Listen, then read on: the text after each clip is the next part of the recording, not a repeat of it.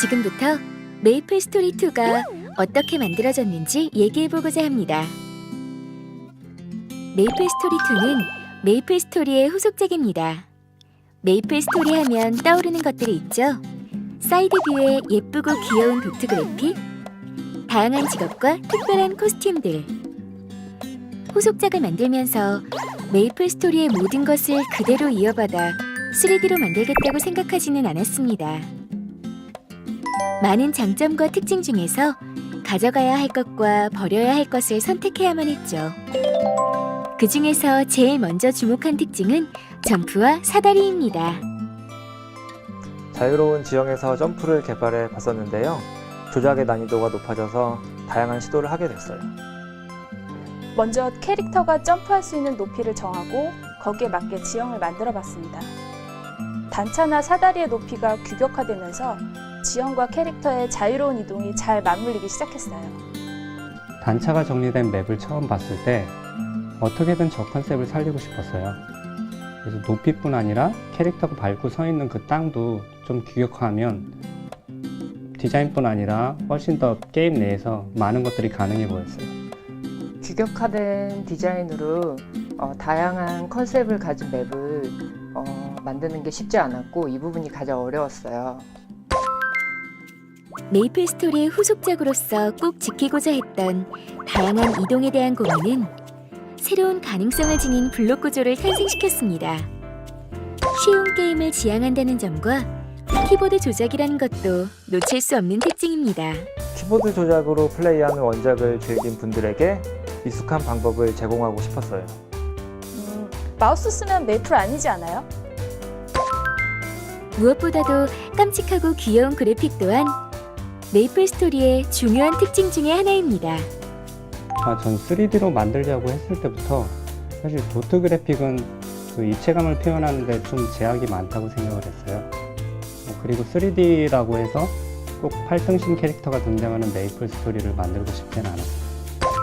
그리고 이런 엽기적인 코스튬을 가능하게 한 것은 메이플 스토리가 추구하는 다채롭고 열린 세계관입니다. 중세시대의 판금 갑옷을 입은 전사와 힙합 바지에 선글라스를 쓴 도적이 함께 있어도 이상하지 않은 게임이 메이플 스토리예요. 개발진은 메이플 스토리의 특징 중 이런 요소들을 후속작에서 꼭 이어가고 싶었습니다. 가장 먼저 메이플 스토리 2는 쿼터뷰 시점을 선택했습니다. 큰 스크롤의 원작을 그대로 3D로 만들고 싶진 않았어요. 몇 가지 테스트를 해봤는데요. 쿼터뷰가 제일 맞더라고요. 캐릭터의 움직임도 잘 보이고 시원시원한 액션도 잘 보이고. 점프나 사다리에 그치지 않고 메이플 스토리 2에서는 보다 더 자유로운 이동 방식들도 실험했습니다.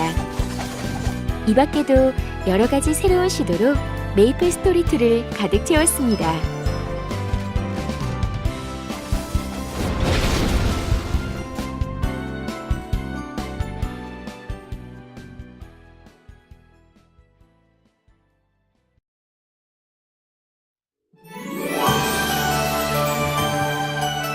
빅토리아 아일랜드에 오신 것을 환영합니다.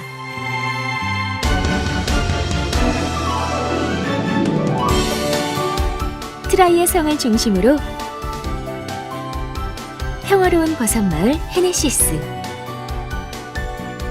척박한 환경을 이겨내고 있는 페리온, 요정들의 마을 엘리니아, 돈밖에 모르는 골드스가 장악한 커닝시티 등 여러 마을들이 자리 잡고 있습니다. 그 외의 다양한 개성으로 모험가들의 도전을 기다리는 지역들도 있죠. 먼저 이곳은 푸른 벌판과 맑은 강이 흐르는 빅토리아 아일랜드에서 가장 평화로운 마을 헤네시스입니다. 하지만 푸른 벌판에는 귀여운 외모와 달리 행인을 괴롭히는 버섯과 돼지들이 출몰해 주민들이 불안에 떨고 있는데요. 이에 마을 주민들의 신뢰를 한몸에 받고 있는 헤네시스의 수장 마노비치는 최고의 궁수로서 헤네시스 자경단을 이끌고 있는 오스칼과 함께 주민들의 안전을 위해 노력하고 있습니다. 페리오는 헤네시스와 달리 바위산과 모래폭풍, 그리고 험난한 지형으로 모험가들에게 악명 높은 지역입니다. 자연의 힘 앞에서 자신들의 신앙을 키워나간 부족들도 있고, 척박한 환경에 적응하고 살아남은 다양한 몬스터들이 곳곳에 나타나기도 합니다. 신비로운 늑대의 힘을 가진 소녀 티나, 가장 용맹한 전사인 붉은 늑대의 심장과 그의 아들 구르는 천둥 같은 페리온의 주민들은 강력한 몬스터와 험한 지형에도 굴하지 않고 마을을 지켜내고 있죠. 이곳은 신비로운 마을 엘리니아입니다. 깊은 숲속에 자리 잡은 엘리니아 마을 밖에는 원래는 착한 요정이었지만 몬스터가 되어버린 불쌍한 요정들이 많이 나타납니다. 특히 물가에서는 슬라임을 자주 만날 수 있죠. 언제나 모험가들에게 따뜻한 조언을 아끼지 않는 대마법사 아시모프는 이런 요정들을 걱정하고 있습니다. 그리고 가장 특별한 요정인 아노스는 언제나 밝은 모습입니다.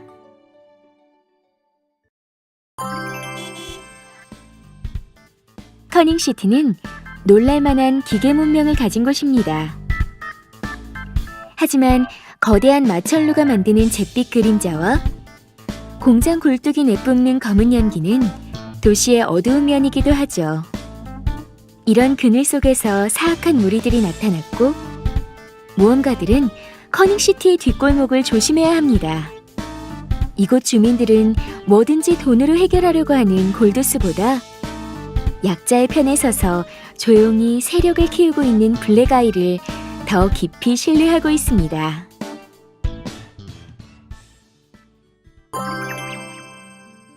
빅토리아 아일랜드의 이야기는 여기서 끝이 아닙니다. 푸른 바다와 하얀 모래가 어우러지는 리스의 해변가에는 여유와 낭만이 넘치지만, 빛이 들지 않는 깊고 어두운 개미굴 속에서는 무슨 일이 일어날지 알 수 없고, 만년설이 뒤덮인 북쪽 얼음산에는 매서운 눈보라가 휘몰아치고 있습니다. 인간의 이기심이 더해진 과학 문명 속에서 변질되어버린 곳도 생겨났죠. 이토록 다양한 모습으로 이루어진 세계는 어떻게 만들어졌을까요? 사각형의 블록이지만 단순해 보이진 않았으면 했어요. 실루엣은 심플하고 디테일이 살아있게 표현을 하려고 노력을 했고요.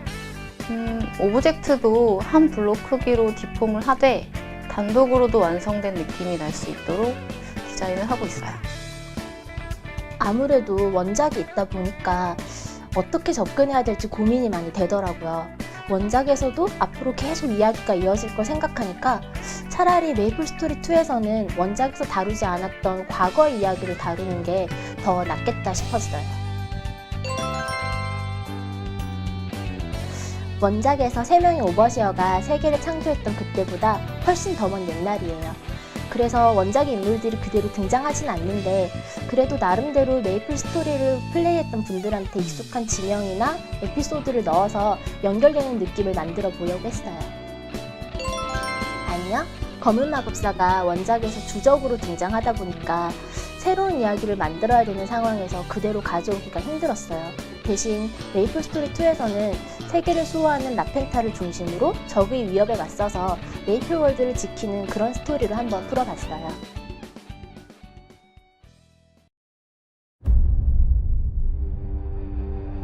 메이플 스토리 2의 직업을 소개합니다. 전투의 선두에서 동료들을 지키는 나이트, 적진에 뛰어들어 압도적인 전투를 벌이는 버서커, 이 둘을 합쳐서 전사 직업군으로 부를 수 있습니다. 신의 가르침으로 기적을 행하는 프리스트, 자연의 힘을 자유자재로 다루는 위자드, 이들은 마법사 직업군이죠. 날렵하고 화려한 궁술로 적을 제압하는 레인저, 타고난 힘으로 강력한 무기를 다루는 헤비 거너. 통칭 궁수 직업군입니다. 마지막으로 아무도 눈치채지 못하게 기습하는 시프. 약점을 놓치지 않고 수리검을 날리는 어쌔신. 바로 도적 직업군입니다. 이렇게 메이플 스토리 2에는 4개의 직업군, 8개의 직업이 있습니다.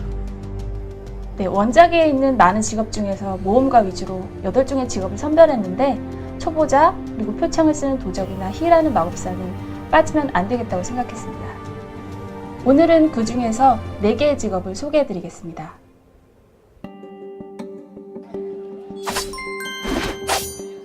나이트는 우리가 잘 알고 있는 중세 기사를 바탕으로 디자인되었지만 특별한 능력을 가지고 있는 아이템들은 상황에 따라서 형태가 바뀌기도 하고 메이플 스토리답게 냄비 뚜껑을 가지고 방패를 사용할 수 있는 그런 엉뚱한 종류도 가지고 있습니다.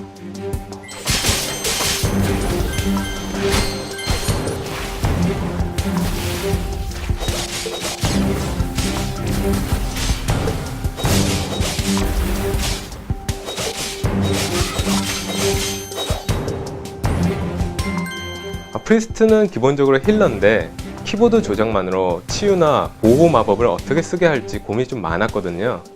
근데 해보니까 블록단의 영역을 만드는 게 효과적이더라고요. 전투에 있어서도 다른 직업도 못지않게 잘 싸울 수 있는 강력한 직업입니다.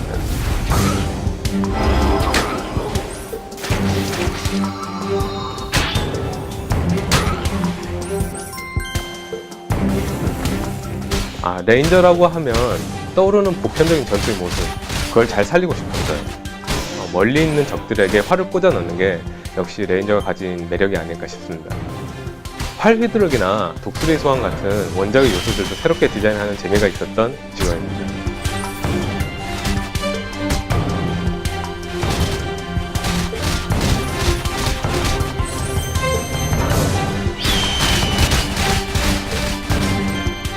어쌔신은 이제 원작과는 조금 다르게 표창을 양손에 들고 싸우게 됐고요.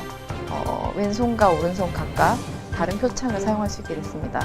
그래서 표창이 이렇게 겉으로 드러나다 보니까 이런 보여지는 부분에 대해서 더 멋지게 표현하려고 신경 썼던 것 같습니다.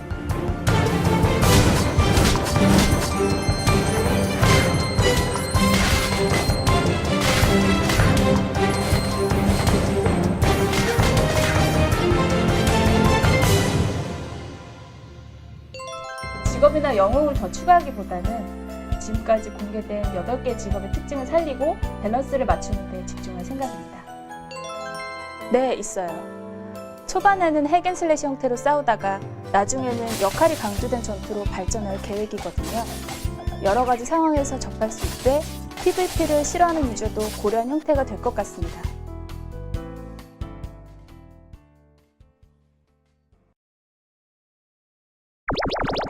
지금부터 여러분께 메이플 스토리 2의 콘텐츠를 하나씩 소개해드리겠습니다. 먼저 캐릭터 커스터마이징입니다. 캐릭터 커스터마이징은 원작에서도 중요한 요소였죠.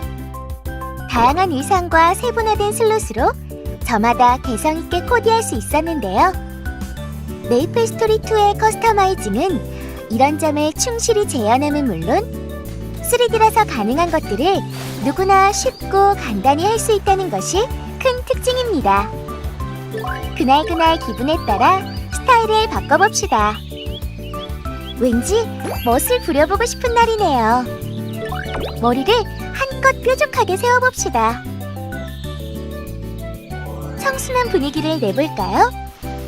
머리를 위로 올려 묶은 후 길이를 조정해주면 간단하네요. 머리가 길어서 답답해 보여요. 앞머리와 뒷머리의 길이를 줄였더니 훨씬 단정해졌습니다. 산지 얼마 안 된 모자인데 벌써 질렸다면 모자를 푹 눌러 쓰거나 돌려 쓰면서 색다른 느낌을 내보세요. 원하는 스타일의 아이템을 찾을 수 없나요? 친구나 길드원들끼리 단체복을 맞춰 입고 싶은가요? 메이플 스토리 2에서는 유저가 직접 아이템을 디자인할 수 있습니다. 누구나 한 번쯤 가지고 싶어하는 럭셔리한 가방을 만들거나 좋아하는 야구팀의 복장을 만들어서 단체로 맞춰 입고 응원을 할 수도 있죠. 그리고 그런 우리의 모습을 벽보로 붙여 알릴 수도 있습니다. 원작의 또 다른 특징으로 아케이드 요소를 꼽을 수 있는데요. 메이플 스토리 2 역시 이 부분을 살리는데 중점을 두고 있습니다. 메이플 월드 곳곳을 모험하려면 여러 가지 이동 방식을 활용해야 합니다. 사다리와 이동 발판으로 새로운 길을 찾으면서 미지의 지역을 발견해 봅시다. 가끔은 이렇게 위험에 처할 수 있지만 암벽 등반 기술이 있다면 가파른 절벽도 쉽게 오르내릴 수 있습니다. 여러 가지 장치나 로프를 사용하면 숨겨진 지역을 발견할 수 있을지도 모릅니다. 맵 곳곳에 있는 오브젝트를 집어들 수 있습니다. 큰 건물을 들고 다니거나 주변의 오브젝트를 집어들어 전투에 활용할 수 있습니다. 필드에서 우연히 발견할 수 있는 보너스 스테이지입니다. 행운이 따라준다면 좋은 보상을 얻을 수 있습니다. 택시를 타고 먼 곳으로 이동해 볼까요? 그 밖에 다양한 콘텐츠가 여러분들을 기다리고 있습니다. 블로그로 만들어진 세상을 보고 많은 분들이 예상하셨을 것 같은데요. 세 번째로 소개하고 싶은 콘텐츠는 건설입니다. 마을이나 필드에 개인이 소유할 수 있는 땅이 있습니다. 여럿이 모여 사는 값싼 공동주택부터 단독주택을 지을 수 있는 대지까지 다양한 종류의 땅이 존재합니다. 위치가 좋고 넓은 땅일수록 아주 비싸서 이런 땅을 가지려면 많은 돈이 필요합니다. 땅을 구입했다면 마음대로 꾸밀 차례입니다. 건설 모드로 전환하여 원하는 곳에 오브젝트를 배치합니다. 땅에 건물을 배치한 후 건물 내부를 꾸밀 수 있습니다. 내 땅에는 꾸미기 오브젝트뿐만 아니라 기능성 아이템을 놓을 수 있습니다. 상자를 배치하여 아이템을 보관할 수 있고 특별한 효과를 가진 기념품을 배치할 수도 있으며 가지고 있는 아이템을 마네킹에 입혀서 전시하거나 입혀둔 아이템을 원격으로 갈아입을 수 있습니다. 건설은 퀘스트 등 다른 콘텐츠에서 활용되기도 합니다. 잘 보셨나요? 여기서 끝이 아닙니다. 아직 다듬어지지 않은 내용이지만 이 자리에서 공개합니다. 내가 만들고 운영하는 미니게임입니다. 원작에서 재미있게 즐겼던 이벤트나 파티 퀘스트를 기억하시나요? 건설을 활용하여 내가 직접 던전이나 미니게임을 만들고 운영해 볼 수 있다면 어떨까요? 던전을 만들어 봅시다. 실내에 장치를 배치하고 어떻게 동작할지 설정합니다. 다른 유저들과 함께 즐길 수 있는 던전이 되었네요. 방금 만든 던전을 조금 고쳐볼까요? 문과 같은 장치를 배치합니다. 이렇게 만드는 것뿐만 아니라 직접 운영하는 묘미가 있습니다. 어렵게 생각하실 것 없어요. 처음에는 TV나 벽난로를 끄고 켜는 것만으로도 충분합니다.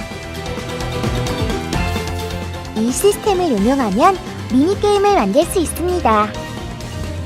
사이드뷰로 바뀌는 카메라를 설치하면 원작과 비슷한 미니게임이 됩니다. 각종 장치와 또 다른 종류의 카메라를 설치했더니 대전 방식의 미니게임이 되었습니다.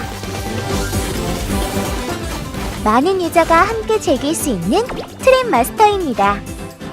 블록이 사라지는 패턴을 잘 보고 움직여서 끝까지 살아남아야 합니다. 초기에는 잘 만들어진 미니게임을 기본적으로 제공하고 나아가 여러분들이 직접 만들어 공유하고 즐기는 모습을 그려보고 있습니다. 메이플스토리2의 핵심 콘텐츠인 커스터마이징, 아케이드, 건설, 그리고 미니게임 만들기에 대해 보셨는데요. 이외에도 더욱 다양하고 재미있는 콘텐츠를 준비하고 있습니다. 앞으로 여러분의 많은 기대 부탁드리겠습니다.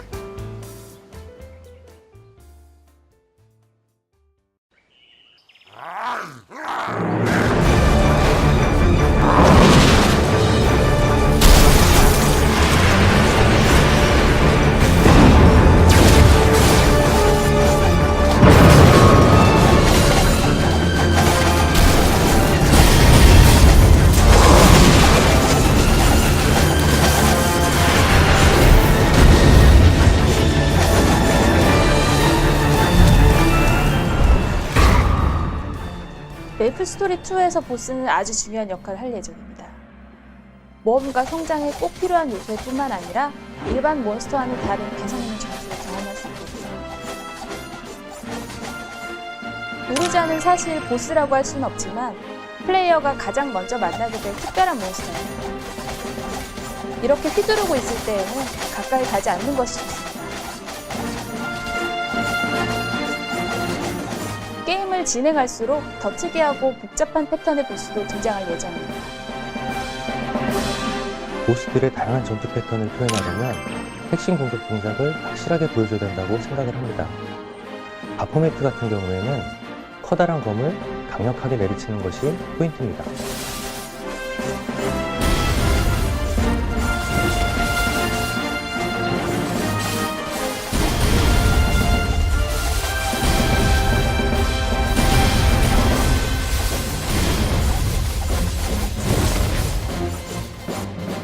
데블린 보스 몬스터는 티저 영상에서도 공개되었던 만큼 이제 저희가 굉장히 신경을 써서 기획을 하고 있는 몬스터예요.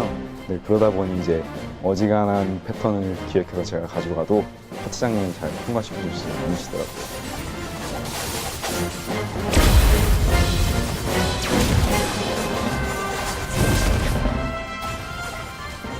아주 많은 숫자의 보스를 만들다 보면 패턴이 비슷해지거든요. 그래서 기존에 못 보던 특이한 패턴에 대한 고민이 많았습니다. 뻔한 패턴은 바로 잘라내죠. 그러다가 보스를 붙잡고 같이 점프하면 재밌지 않을까? 하는 얘기가 나와가지고 그대로 구현해봤어요.